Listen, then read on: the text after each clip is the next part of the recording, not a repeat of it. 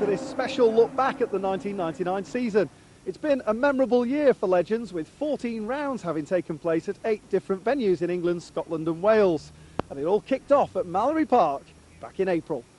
It was no surprise to see Darren Hills, John Mickle and Tick Stewart, 3 stalwarts from the 98 season, battling it out for the top 3 positions. But Darren it was who, on the line, just took the first checkered flag of the year. Race 2 proved just as competitive, and with the millimetre-close combat around Gerrard's, it was only a matter of time before the inevitable happened. At the sharp end, though, Hills made his a double, as he stepped up to the line first again.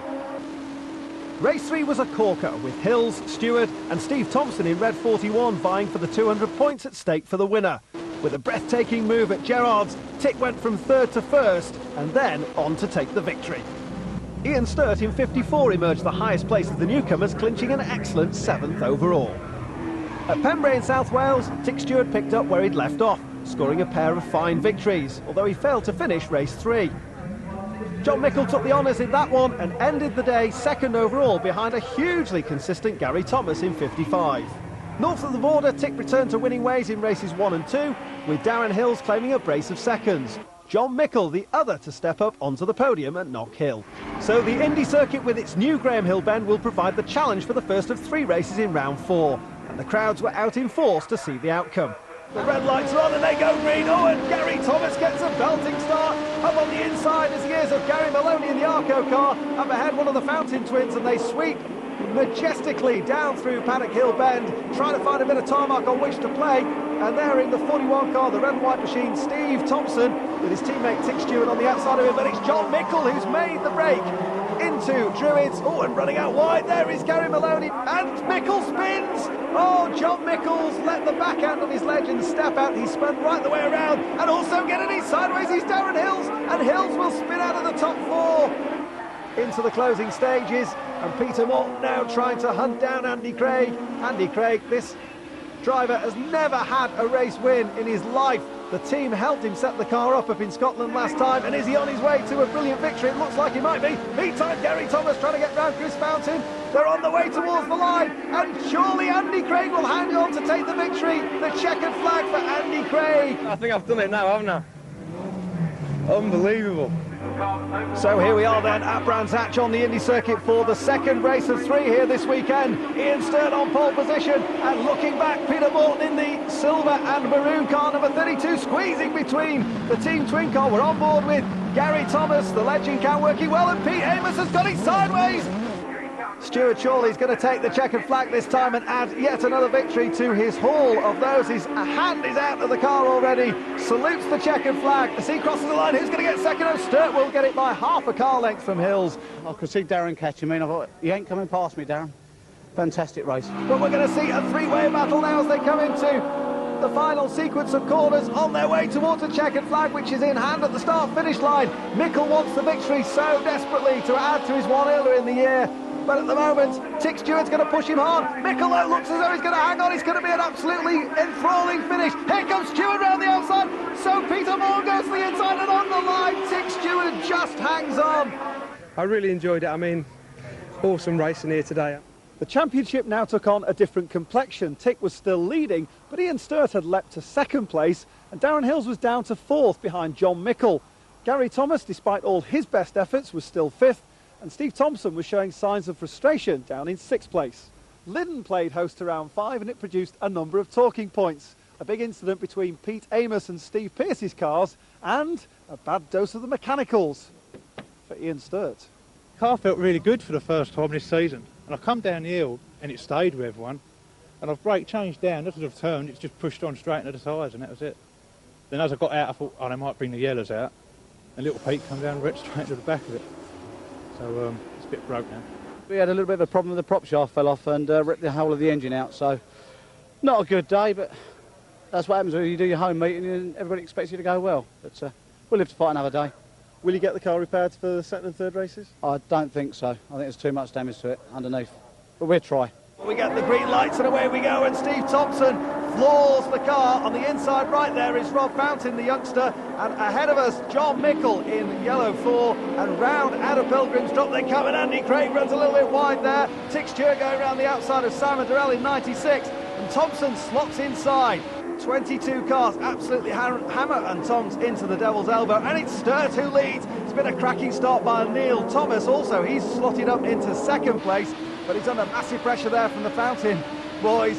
And Steve Thompson going sideways through the elbow, 3 abreast at Hairy Hill, and into the hairpin they go. And in goes there Chris Fountain with a mighty manoeuvre around the outside. Oh, brilliant manoeuvre by Chris Fountain, taking the lead away from Ian Sturt, the specialist on this circuit. Now you have to wonder whether that means that all the rebuild work that the Avondale racing team have done has paid off for Ian Sturt, or whether he's just trying to play it all in. Brilliant stuff from John Mickle, demotes Neil Thomas back, and so too Tick Stewart and Steve Thompson coming through as well. It's all change at the front. This is just quite stunning stuff. And Peter Morton there in 32 has latched onto this battle as well. This though the scrap for second place now, allowing the race leader up ahead of us, Ian Sturt, to pull away. They're at the elbow. Mickle on the inside, Stewart on the outside, protects the position from his teammate Steve Thompson. Peter Morton looks as though he picked up a slot there as they go up Hairy Hill into the braking area. Oh, Morton late on the brakes. A locked front right tyre there from Peter Morton. Can he hold on? He's on the inside of Steve Thompson. Tomo's going to lose a place. Into the Devil's Elbow he goes. Tick Stewart's trying to go around the outside of John Mickle. He'll cut back to the inside. Oh, Neil Thomas has gone hurtling off into the gravel. Well, he came flying down the inside of Peter Morton, and Morton's out. Well, dramatic stuff there at the Devil's Elbow. Bit of bumping and boring going on at the top of Hairy Hill as well. Well, Neil Thomas there looked to me like he lost his brakes. He went straight on into the gravel trap there, was launched up into the air with contact with Pete Morton, but they're both out. And this is second place squabble. It couldn't be tighter. Contact again! Oh, as they're about to start the final lap, the 2 teammates are spun out onto the centre. They'll rejoin. We had a puncher, Pete come in the back of me, about 3 laps, 4 laps from home, we had a puncher, as you can see on the car, and I was just holding them all off. I needed the points. Luck might be changing today, eh?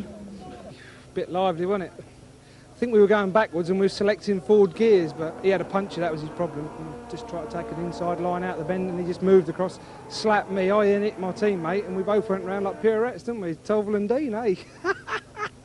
It was absolutely brilliant. There was cars going here, there and everywhere. It just kept picking them off one by one. And there was someone up there just looking after me, because there was accident after accident, and I was just missing them. And I knew my luck couldn't run that much.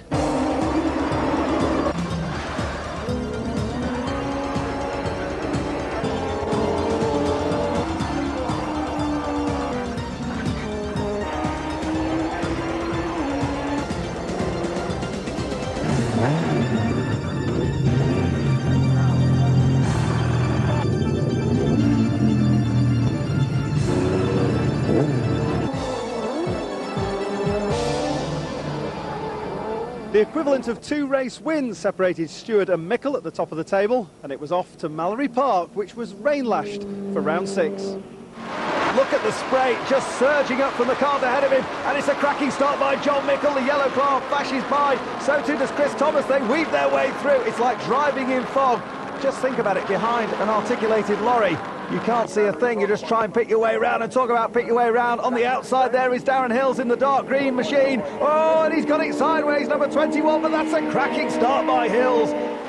Cross the line to complete the second lap, almost put it in the tyre wall, and that's going to cost a place. Steve Thompson seizes the opportunity and dives around the outside, but look how Tick Stewart has already come. There he is in the number 2 car on the right-hand side, sweeping across. Good battle further back between Paul Thompson and that man there, John Mickle. Well, clearly the late nights and early mornings haven't hurt him at all. He's not going to go around the outside to take the lead. He's certainly going to take second place off his teammate, or is he? No, he's run wide. Yes, he has. He's got that second place. He's going for the lead now. Awesome stuff from Stewart. Oh, dear oh me. What are they going to have to do? So yet another win for the Rainmaster. Rob Fountain also secured his first podium in that first race at Mallory Park, and it was perhaps an indication that Team Twin might just be making some moves in the second half of the season.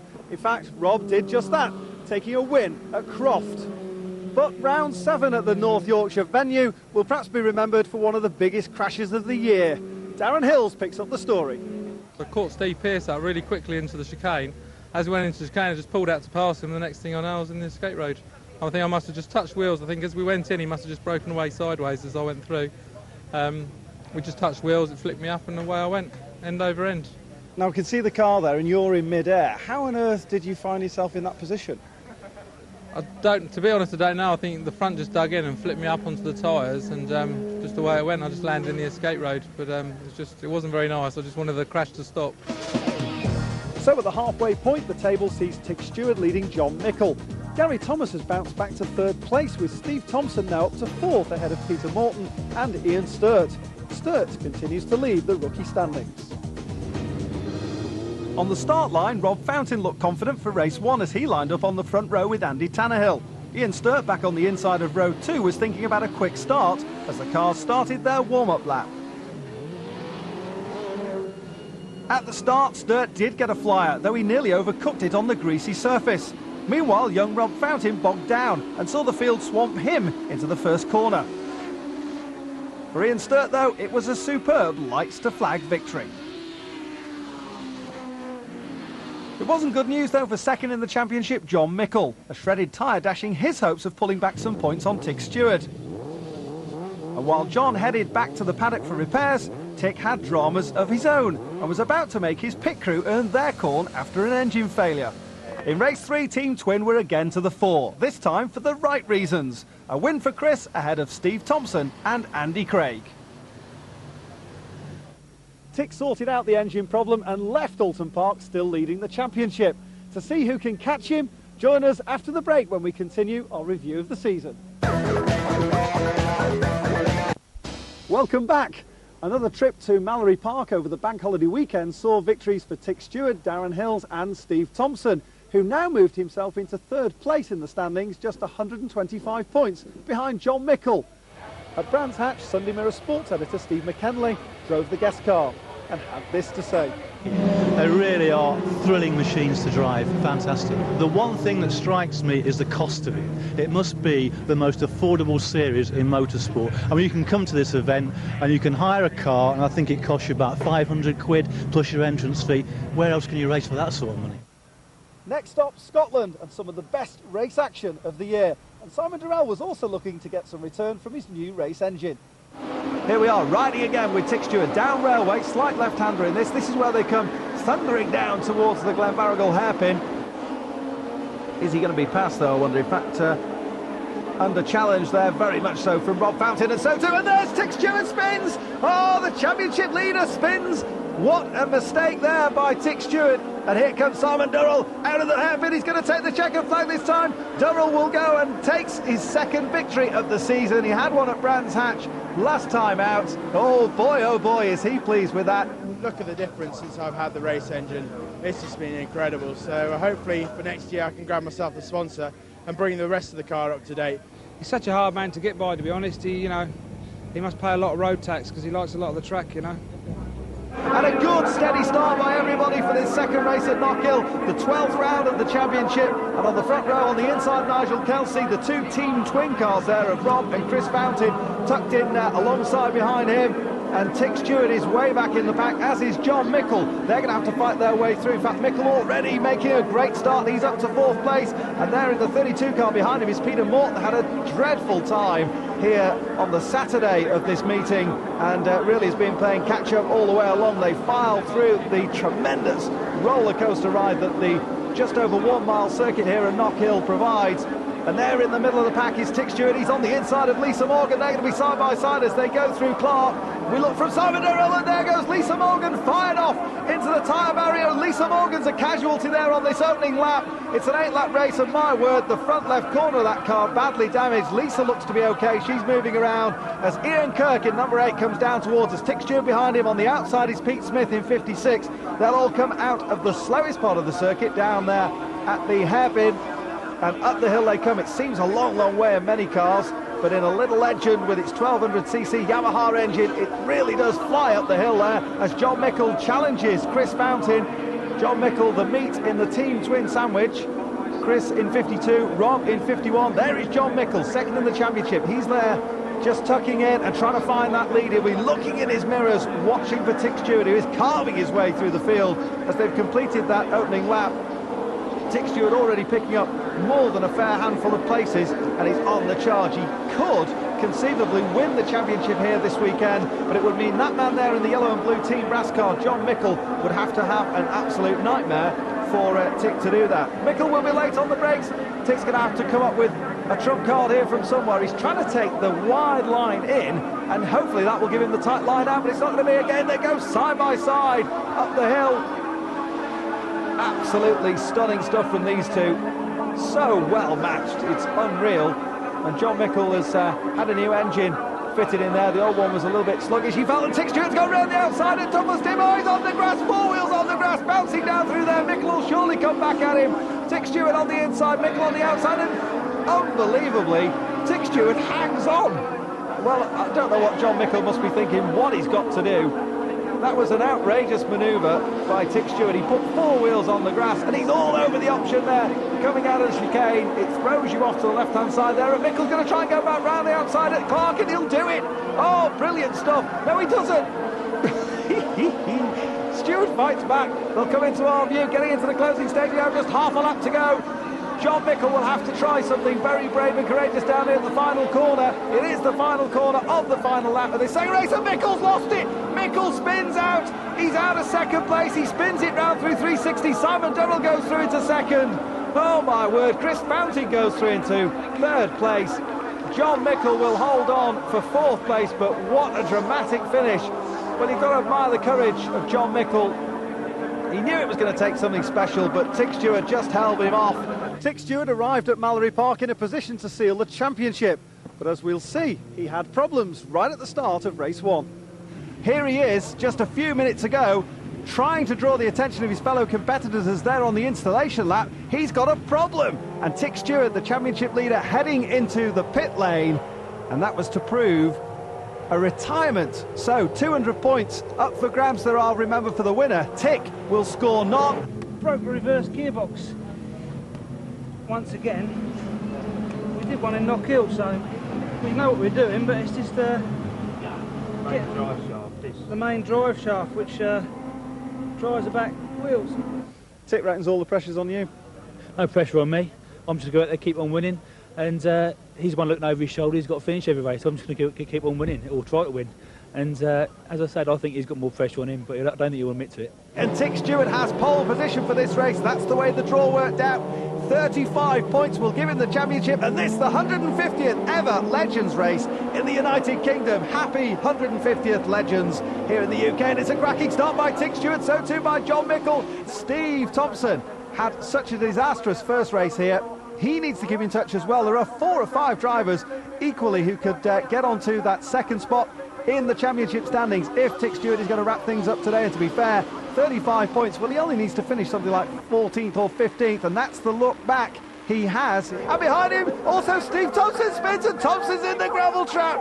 Sturt wants a good finish too. He's certainly another who could win the Rookie of the Year. The Rookie of the Year title, incidentally, is between Ian Sturt there in number 54 and the car ahead of him. We're on to the final lap now, and there is Tick Stewart. Looks in the mirror. Who's behind him? Can they get through? Can they pressure him? Will he be hearing all sorts of noises in the car?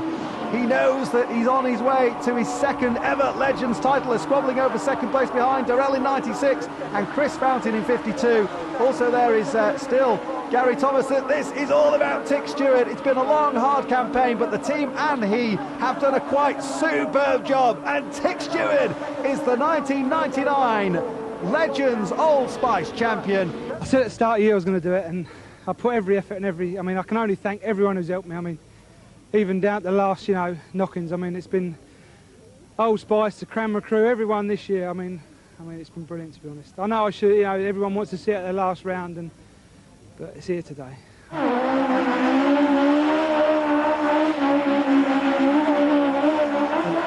The fight was now on to sort out the 2 remaining podium positions in the championship, and of course there was the battle for rookie honours to be resolved.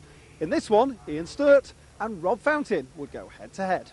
Steve Thompson closed the gap on second place John Mickle with a superb victory on the 2-mile national circuit. Mickle, though, kept his dreams of finishing runner-up in the championship alive by claiming a steady 8th. Meanwhile, in 96, Simon Durrell's recent charge seemed to have faltered when he could only manage 9th. After running into the back of John Mickle on the opening lap, and suffering an ill-handling car as a result. The battle for Rookie of the Year hotted up as Fetcham-based Ian Sturt in 54 and one half of Team Twin, Rob Fountain in 51, closed to within 40 points of each other. Now here's Steve Thompson. This is what happened on the opening lap. There it is. He just slides it round, the back end goes. He's looking for the gravel trap.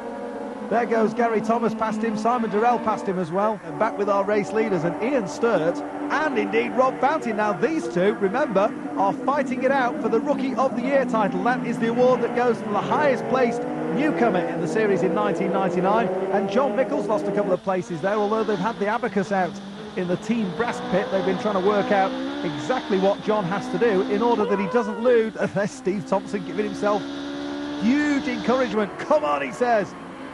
But ahead of him, they're on the chase to the checkered flag, and Sturtey's going to hang on, so too will Rob Fountain to that third place. As I'm spinning round, I see Simon Durrell going past, and I could hear him, I reckon, laughing under his crash helmet at me. So a little bit of a red mist come down, and managed to get my head down. I didn't think I was going to catch him at all.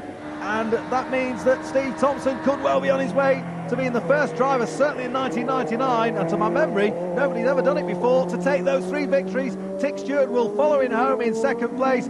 But it's going to be a 1-2 for the Old Spice duo. But Thompson, what a superb drive for him. Absolutely first class. John must have done better in other rounds. Obviously, he has. He's beat me, so should have just, I don't know. So we'll come away third place in the championship for the second year running. I swear I'll win it one day. Yeah, we are pleased with the outcome. I mean, second, as I say, is better than third. We've been struggling today. We've had a job to keep up with Steve and Tick. I mean, they've been out of this world today, and the people back in my garage are good with maths, so they know what positions I had to get, and I was just doing enough to keep where I was. And we knew if we didn't break down, I knew I could pick up the positions I needed. So with 42 scintillating races completed, the championship standings now look like this. Congratulations to Tick for what has been a brilliant campaign, and to John Mickle and Steve Thompson.